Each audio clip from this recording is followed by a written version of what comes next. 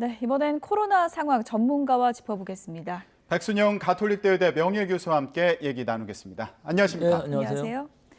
방역 패스 관련해서 지역별로도 다르고 또 이런저런 얘기 나오다 보니까 아주 혼란스럽다는 분들 많은데 오늘부터는 그러니까 미접종자도 방역 패스 해제되니까 마트 갈 수 있는 거죠? 예, 마트, 백화점 3,000제곱미터 이상의 상점 다 갈 수 있습니다. 근데 예. 오늘부터입니다. 예.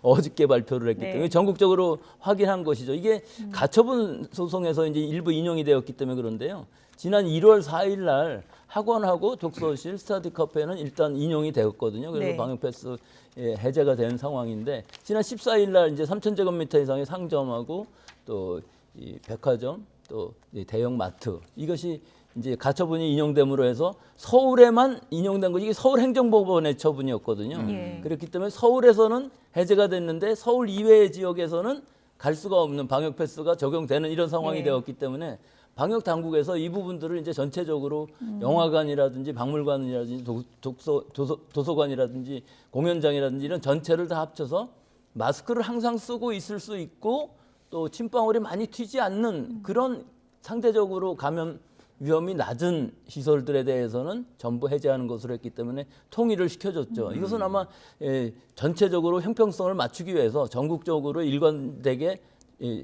방역 정책을 하기 위해서 한 조치로 아주 적절한 시기에 적절하게 했다고 봅니다. 전국적으로 동일하게 적용되니까 이 부분은 이제 헷갈리실 필요가 없겠군요. 근데 청소년 방역 패스 적용과 관련해서는 조금 적용되는 그 학원들이 다르더라고요. 이거는 일단 3월부터 시작이 되는 거잖아요. 근데 독서실이나 뭐 학원 같은 경우에는 방역 패스 적용을 안 하는데 적용을 하겠다 이런 학원들도 있다고요? 예, 그것이 3월부터 시작된다는 것은 지금 방역 당국의 얘기고요. 예. 이 법원에서 인용한 것으로는 이 학원, 독서실, 스터디 카페는 전부 방역 패스를 해제하는 것으로 일단 인용을 했기 때문에 지금 방역 당국에서는 다시 항고를 해서 이 부분을 적용을 시키겠다는 부분이죠. 아직은 깨끗하게 정리가 안 된 거네요. 아직은 정리가 안 된 상황이기 예. 때문에 3월 1일 시작도 안 했거든요. 근데 문제는 3월 1일 날 방역 패스를 시작한다 그러면 적어도 1월 말까지는 1차 접종, 그 이후에 3주 후에 2차 접종 파이저로 맞아야 되기 때문에 그 시간적인 거를 생각한다면 3월 1일 날 갑자기 시작한다 그러면 못 맞은 학생들이 굉장히 많은 상황이 되겠죠. 예. 하지만 일단 지금으로서는 방역 당국에서 얘기하는 것으로서는 학원은 물론 다 그 해제를 하는데 그 학원 중에서도 관악을 끼를 한다든지 입으로 부는 거니까 비말이 많이 튀지 않겠습니까? 연기 학원, 노래 학원 같은데 그 예체능계 학원들에 대해서는 방역 패스를 적용을 하겠다 하는 방침이에요. 그래서 이 부분들이 아직 확실치는 않습니다. 예. 적용을 한 것도 아니고 또 안 한 것도 아니고 그런 상황이기 때문에 현재 상황으로는 애매한데 아직까지는 아마 그 적용은 하고 있지 않기 때문에 가는 데에는 학원을 다니는 데에는 지장은 없을 것으로는 보입니다. 그러니까요. 저희 주변에 학부모들 얘기를 들어보면 학원이 요즘 굉장히 다양하잖아요.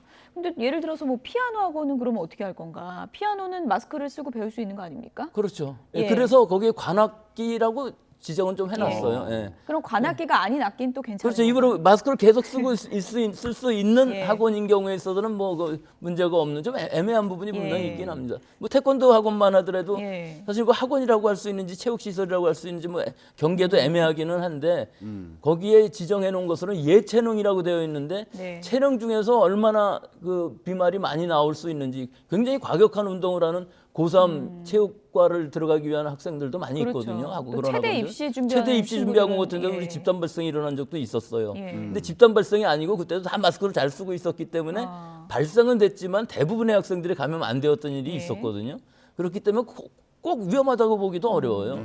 방역 수칙만 잘 지킨다면은 그런 예체능계 학원이라도 사실은 큰 문제 없고 거리 두기만 잘하고 환기만 잘할 수 있다면은 사실은 문제 없어 보이기도 하는데요. 예. 그 부분은 좀 애매한 부분들이 있습니다. 예.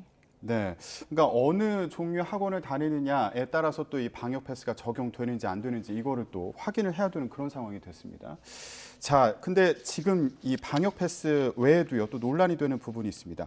오미크론이 빠른 속도로 퍼지고 있는데 이미 일부 지역에서는 오미크론이 우세종이 된 거 아니냐 이런 분석도 나오고 있어요. 예, 그렇죠. 호남 지역 같은 경우는 이미 뭐 90%를 넘어간 상황이고 지금 서울 경기권에 있어서도 경기권의 평택 지역에 있어서 미군 부대에서부터의 감염이 확산되면서 굉장히 높은 그 확산율을 보이고 있거든요. 근데 우리나라 전체에서 지금 지난주까지 5,030명이 누적 확진자로 되어 있어요. 예. 그 중에서 전체적으로 퍼센트로 보면 26.7% 정도 되고 있는데 저기 표에서 보시다시피 사실은 호남권하고 경북권 또 강원권 정도가 평균보다 더 높은 상황이고 수도권보다 지역이 더 예, 높네요, 이번에. 예, 왜냐하면 지금 수도권인 경우에 있어서는 사실은 별로 이 경기 지역의 평택 이외의 지역에서는 그렇게 확산되는 곳은 별로 없고 예. 사실은 뭐 처음에 인천에서 시작했습니다마는 인천에서 시작한 그 감염이 광주까지 가면서 요양병원까지 들어가면서 굉장히 확산이 된 상황이 있거든요. 그래서 초기 대응이 좀 잘못된 부분은 분명히 있습니다.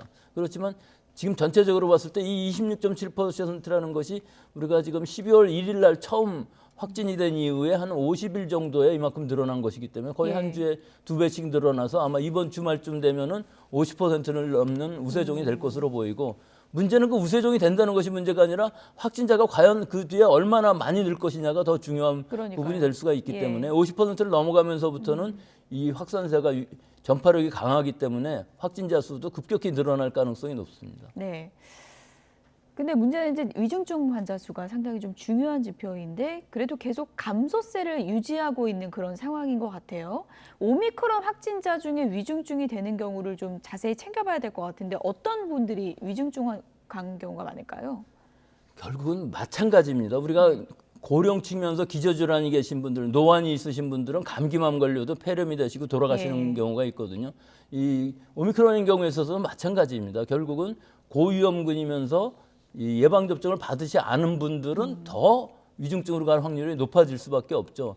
지금 국내 오미크론 사망자 중에서 위중증 환자는 7명인데 저기서 표에 보시다시피 60대, 70대, 80대가 대부분이고요. 예. 여기에 10대 이하가 한 명이 있습니다. 아. 이 9살 이하의 아이인데 1월 4일 날 확진이 됐는데 아직도 코에 산소 튜브를 끼고 있는 정도라니까 예. 아직도 위중증 상태를 유지하고 있는데 기저질환에 대해서는 알려져 있지 않습니다. 예. 근데 사망자의 경우는 대부분 호남 지역에서 나왔고요. 이 요양병원에서 70대, 80대, 90대 분들이 사망을 하셨기 때문에 이 부분들은 뭐 오미크론이 독성이 커서 그렇다기보다는 사실은 이 고령 측면서 기저질환이 깊으신 분들이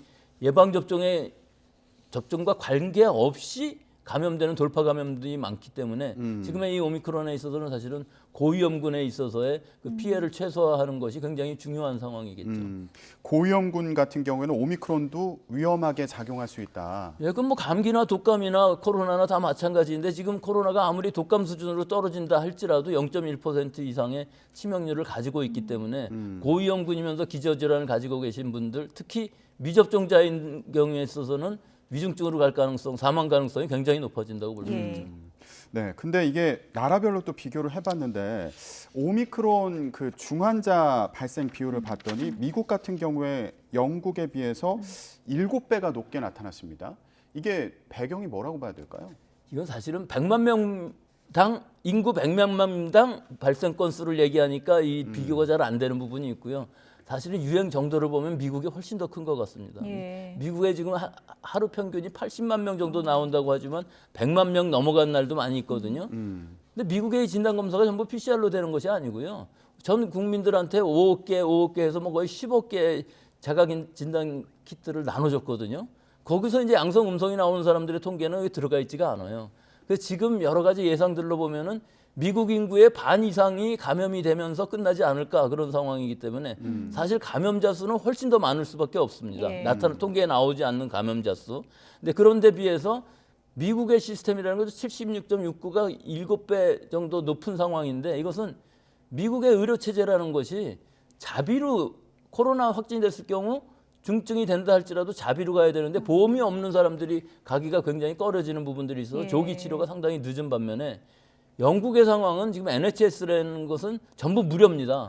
한데 환자가 너무 많이 늘어나니까 대기 상황이 많이 걸려서 여기도 역시 조기 치료가 네. 늦어지는 경향은 있지만 일단 모든 환자들이 병원에 갈 수 있는 시스템은 되어 있다는 이 차이가 있기 때문에 영국이 이렇게 좀 적은 것, 확진자 수에 비해서는 적은 부분이 있는데 우리는 사실은 모든 확진자들을 다 관리하고 있기 때문에 예. 조기 진단, 조기 치료가 가능한 상황이라서 오히려 영국보다도 더 좋은 상황이 될 수는 있습니다. 그나마 다행인 건 이제 치료제인데 이스라엘 같은 경우에 이제 백신 접종 상당히 속도감 있게 진행해도 오미크론 확산을 막지 못한 상황인데 요즘에 그 팍슬로비드 치료제가 상당한 효과를 보이고 있다 그래요?